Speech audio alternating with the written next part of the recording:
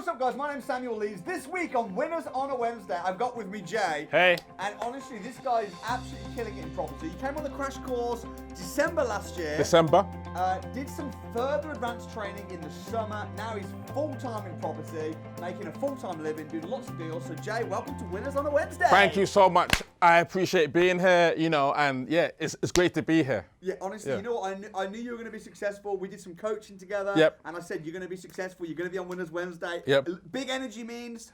Big bank. Yes. Come on, let's go. And you're right. You're right about that, You've done that. So talk me a little bit through what's happened over the last few months, because you came on the lease option boot camp. Yeah. And on top of that, did 4 weeks of coaching, training, mentoring. Yeah. Myself, the team, we got to know each other, and things just changed. Yeah, I mean, ultimately, I did a crash course in December, and then I began to do some cold sourcing. So I had an investor with a database, and sourced one HMO deal. But the problem is that COVID came along, and conveyancing absolutely stopped. And so no funds came through from that deal. And so I found myself, in lockdown with a newborn baby in March, needing to sort of kind of pivot. So I thought, let me take your lease options boot camp, in essence, to allow me to source some lease option deals. And a lot of people said, lease options, but you don't know it unless you're actually doing it. Correct. Yeah. And so I did that lease options. Well, you mean people tried to put you off going on further training? Yeah. By saying, you don't need to do that. You can learn it all for free. Exactly, yeah. Right. But people that sit on these chairs, the winners, don't tend to say that.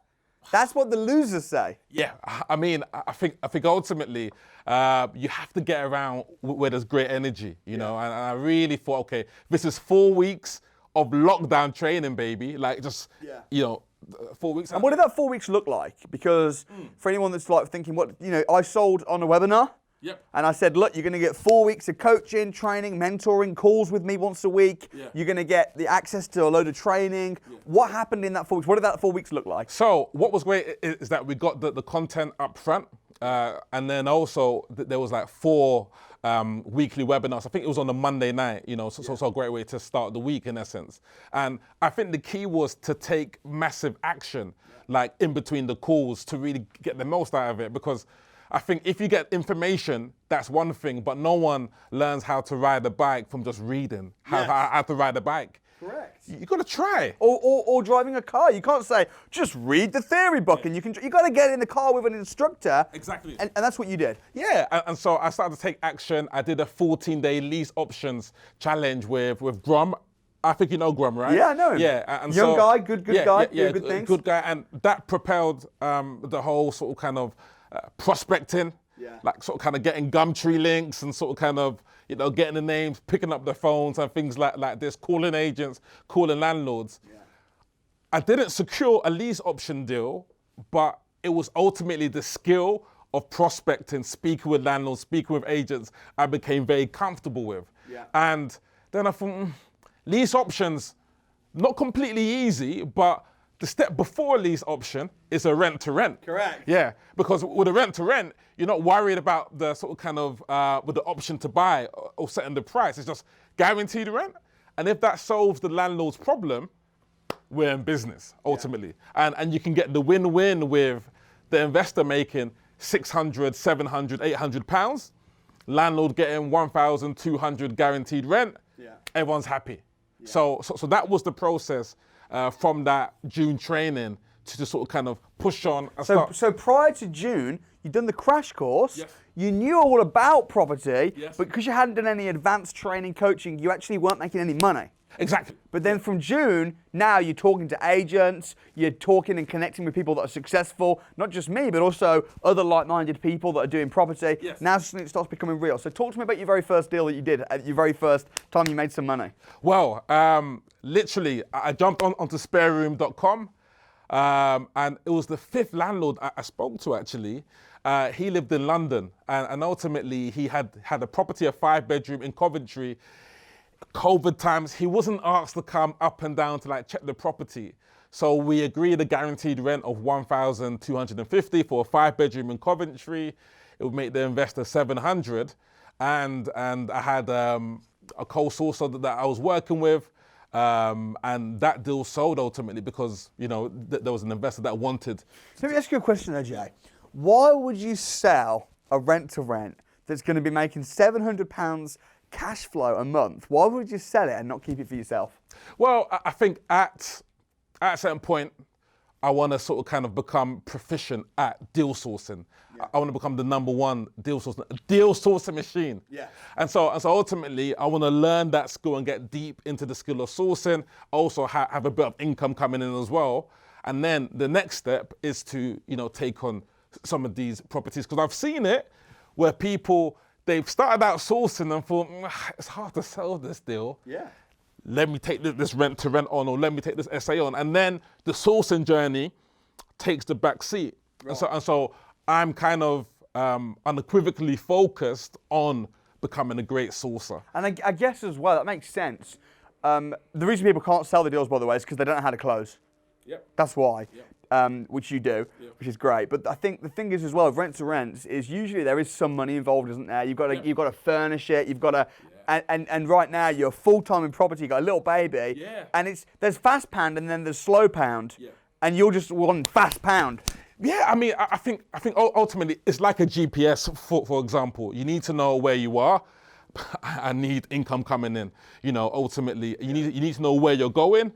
And so if it's like 3, 4, 5K a month, I know where I am. I'm not earning there. I know where I need to go.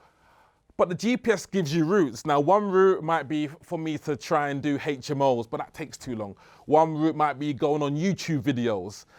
That takes too long. But another route might be to take some advanced training, learn how to do lease options and rent to rents, start connecting with people. The GPS always gives you multiple routes. But you got to choose the route that will be the most efficient, fastest, and also that will avoid some of the traffic and speed bumps that are going to be in any entrepreneur's journey, So I think it's definitely about taking the right route at the right time, and then bigger things come along. Yeah, and since then, you did that first deal. You've been selling lots of deals.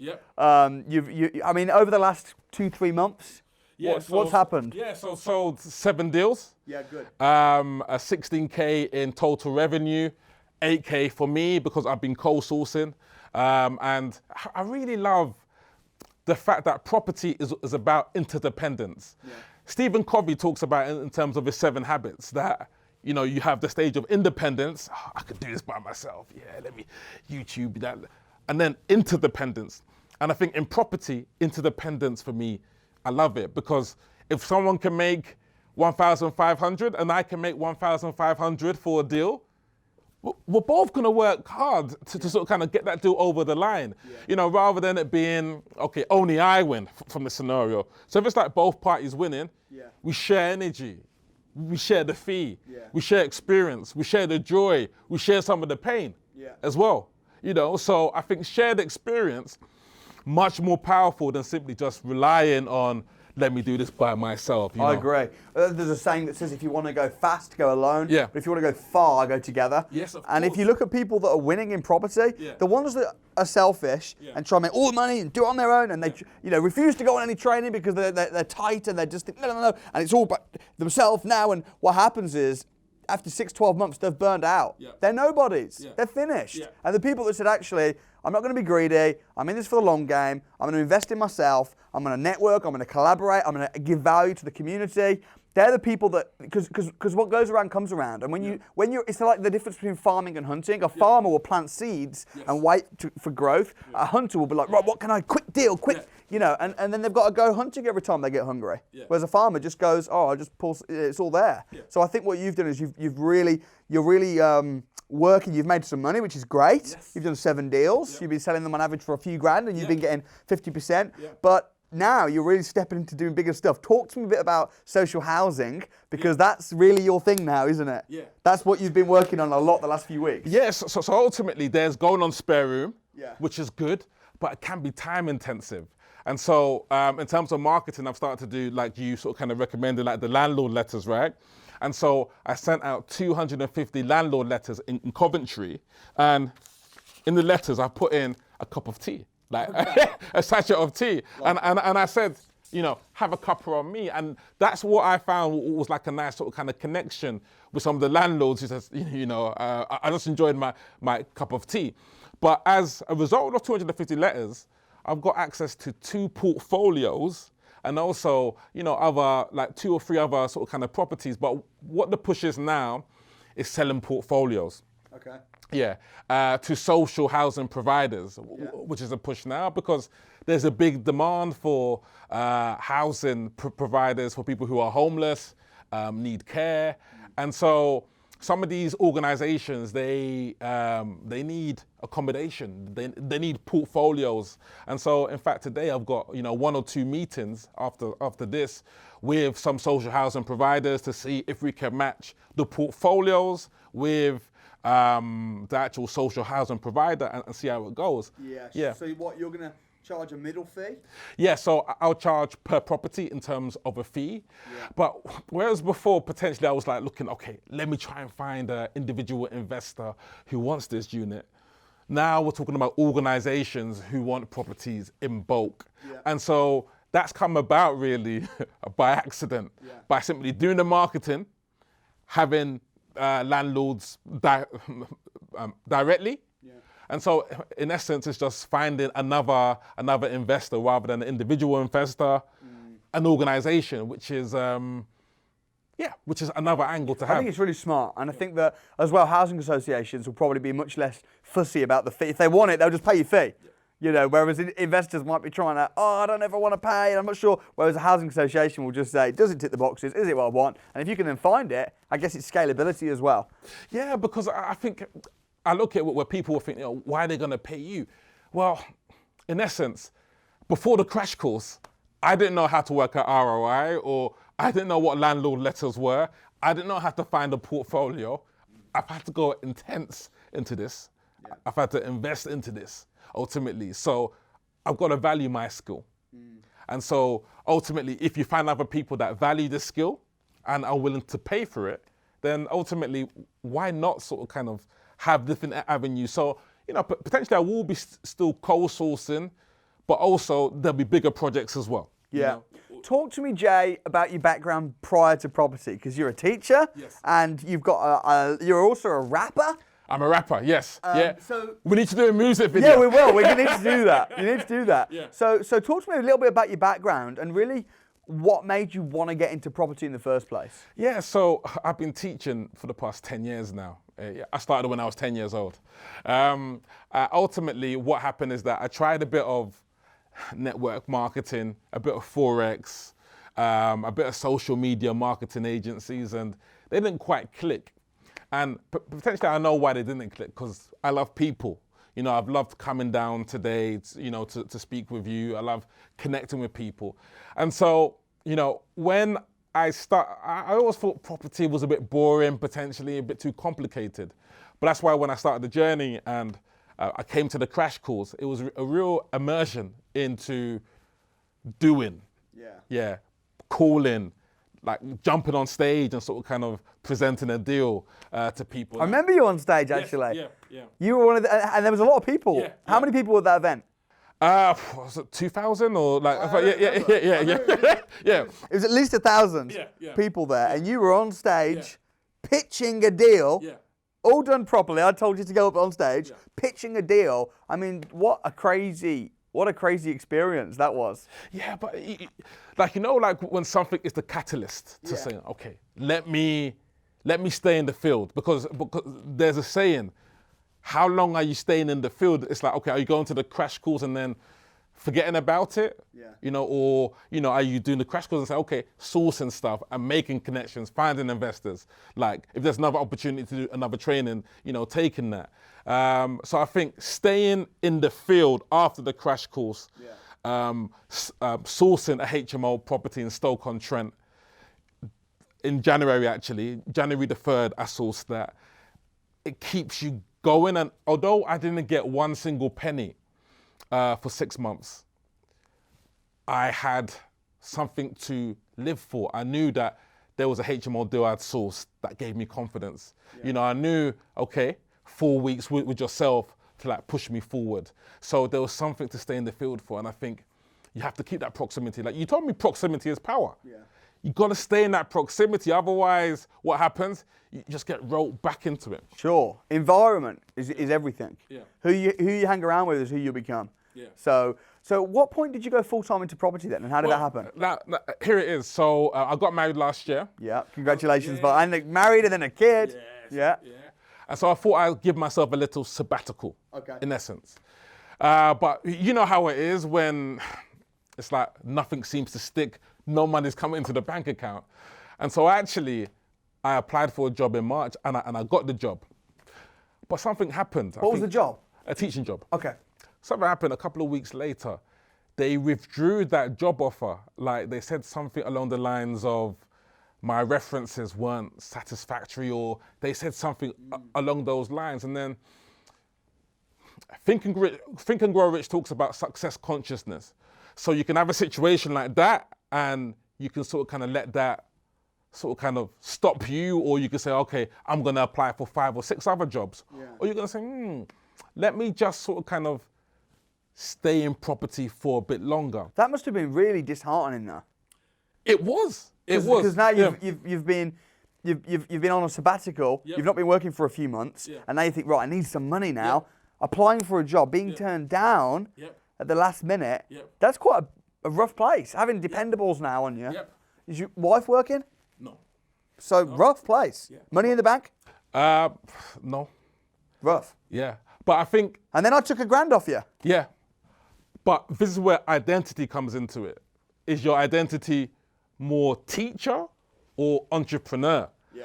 When you start turning into an entrepreneur, it's like, okay, let me try and solve this problem. Let me try and find a way around it. But if the teacher is more part of you, it's like, okay, let me just, this stuff doesn't work. Samuel Leeds, he took my grand. I didn't get a lease option. Yeah. Let me go on to the blogs. Samuel Leeds is a scammer. Yeah? Yeah, but the people that do that, though, are just failures. Yeah. You know, they're people that, if you see someone posting like that, it just means, oh, you failed. Okay. Yeah. That's it. Yeah. There's nothing else to it. I think people don't realize Paretos Principle, like with anything, is always going to be any training, 20% Samuel Leeds, 80% me. 80% me. Yeah. Not the other way around. Yeah. Because ultimately, you know, you can't do my press ups for me. Yeah. You can't pick up the phone for me. Yeah. So it's taken what I can do is I can give you everything, the process, and give you all the steps, map it out, encourage you. And the support. Yeah. Yeah, but both parties have to do what they have to do, right? Yeah. So you do the education. Look, I'm a teacher and I saw what you were doing in that crash course. Perfect group work, interaction, people going upstairs to like do their calls, moving around, interactive rather than just zombie. Yeah. You know, you need high energy to retain stuff ultimately. Yeah. And so it's all identity. So I think if you really are this entrepreneur and you sort of kind of get that identity by doing your affirmations, taking in positive information, your support circle, then your actions will reflect that, right? Like you've become in shape, you have to have some sort of identity switch, right? Yeah. To which you, okay, you know, now like leave those sausages and pie and mash. I'm gonna start eating properly. I'm gonna start running. So you have to form an identity, and then after that, the actions are a byproduct. Yeah, so true. That's so true.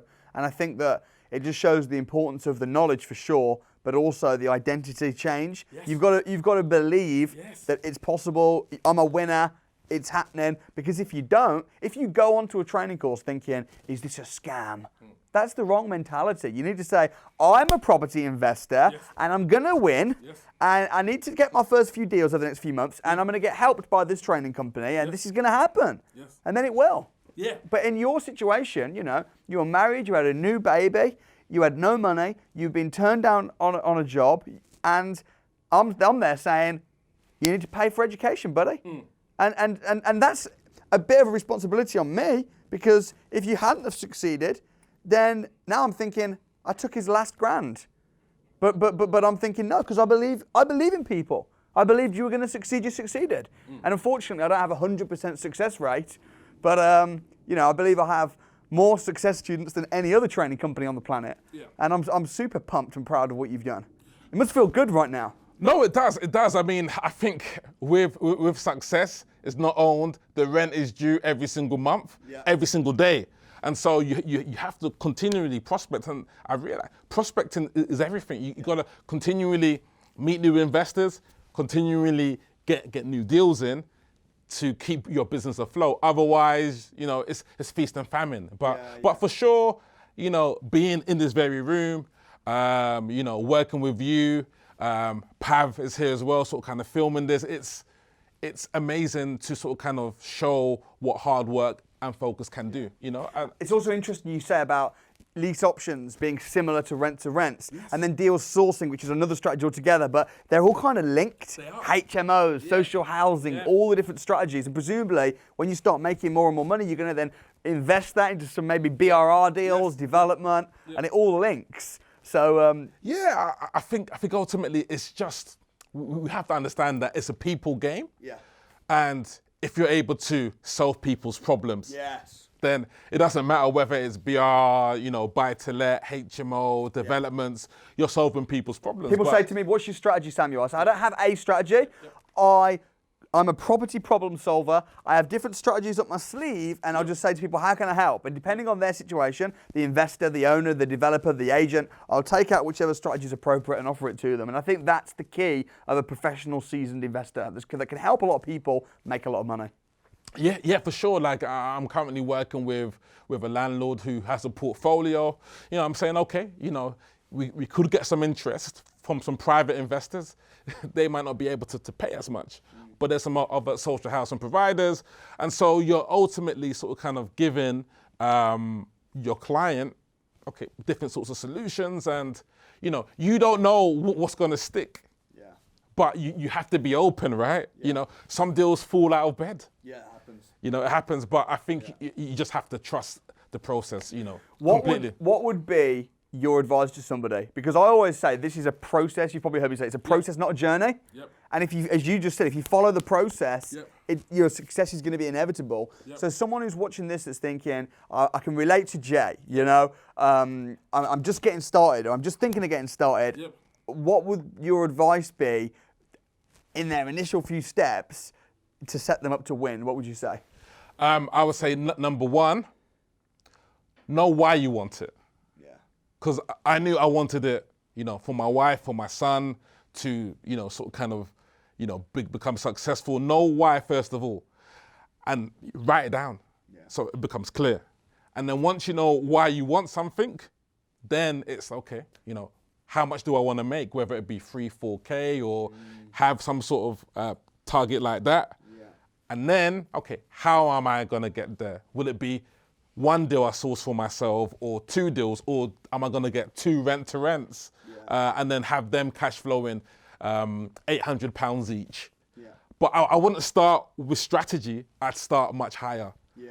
Who do I want to be? What do I want to contribute? Why is it important? Because I think you could easily say, okay, get educated on YouTube. And of course we can get educated or even take a course. Of course we can. But unless that's cemented with a deep desire, how to is always going to be there. Yeah. But do you want to? Do you really want to?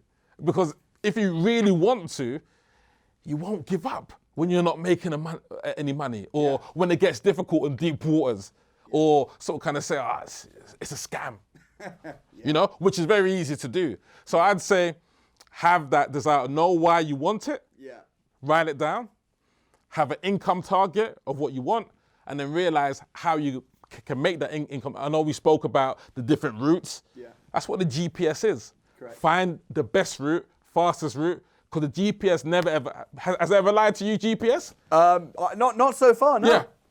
It's always going to give you the fastest route, right? Yeah, even me getting here, took the GPS, there's a couple of country roads, and I was thinking, but trust the GPS, it's not going to lie to you. Yeah, and I really appreciate that. That's really good advice. I think, I say this, where are you, where do you want to be, and what's the map to get there? And that's what we help people do through our coaching. I think one thing I'd add to that as well is to just take massive action. Yes. You know, mad. One of the things, the reason you've been successful is because you take a mad action. Yeah. There's a lot of talkers out there. Yes. But there's very few that will walk the walk. Yes. And I'm really, really proud. So what's next? What's the plan over the next 12 months? What does your wife think about all this? Is she proud of you? Is she happy? I mean, she's seen me go into a few things. Yeah. So she's happy I've stuck with something for, is it like 10 months now? Yeah, December to October. Why do people flitter around? I see people, 1 minute they're doing Forex, then they're doing drop shipping, then they're doing a bit, and I'm just thinking, your common denominator, your blueprint is that you always flutter around. Yes. I think they're all legitimate ways to make money, but you kind of just have to choose one. And I like property, but just choose one and run with it. Yeah, no, of course, I think, you know, I've been there, and you're looking for the money, looking at the actual vehicle, rather than looking at how to drive the vehicle. Sure, got ya. So to speak. So I think ultimately, it's just about being completely aware of, hey, you know, this suits me, I'm enjoying it, run with it. Yeah. You know, so. You spending more time at home? Yes. Is that nice? Yeah, it's nice. And also another reason why I love property, there's something for everyone. Like, if you told me to go straight into rent-to-rents now, like doing them, I might not enjoy it. I love this, people. Yeah. But some people might like to do the rent-to-rents or service accommodations or refurb straight away. But there's something in property for everybody. Yeah, you like negotiating a property and selling it to an investor, making some money. Middleman. Yeah, I love doing that. And I think, in essence, marketing and sales, like, what a phenomenon. Like, send out 250 letters, only get 4 responses. But maybe someone might say, oh, you know, you only got 4 responses. But if those 4 responses are people who want to sell their property, they're people that you didn't know before you send out the letters. Yeah. And I love your letter, by the way. The tea bag is a good idea. Yeah, because ultimately it's a bit different. And I've had people to say, look, I get 10 letters a week, but I opened your one because, you know, I could see it was a coloured letter, and I thought the cup of tea was an interesting idea. So yeah, I've got something for you actually. Can I? Yeah. So I've just written a little something. Yeah. Go for it, buddy. Until October 2019, before COVID, I avoided property. Saw your YouTube videos at a social media distance until your crash course broke the resistance. Crash course, change course, people learning, strong force, property fun as Sam talks. First time and I present a deal on stage. First time and I saw everybody engaged. First time and I worked out ROI on a deal. First time and property became real. Transformation, not just information. Phone calls, calculations, collaborations, dedications for free. What a foundation. If you complain, just jump off a plane. Thank you. Thank you for the eviction challenge. You asked them, you want 7 grand to make professional videos. I got 10K subscribers with just my iPhone. I wouldn't have these HMO leads without leads. Now rent to rent pays the rent, wife content because of your content. Always giving out your resources as soon as, giving out money like Rishi Sunak. Haters really jab you, uppercut you each day, but you get off the canvas, fight back like AJ. The gift that keeps giving, growing exponentially like an oak tree. Keep growing, people. The fruits never fall far from the tree. Thank you, brother. I appreciate that, man. That's so good. Nice one. Thank you so much. No. Wow. Well, I don't know what to say. I'm speechless. I think we need to turn this into a song or something. Get a beat over that. Dude, I appreciate that. That's awesome. No one's ever done that before.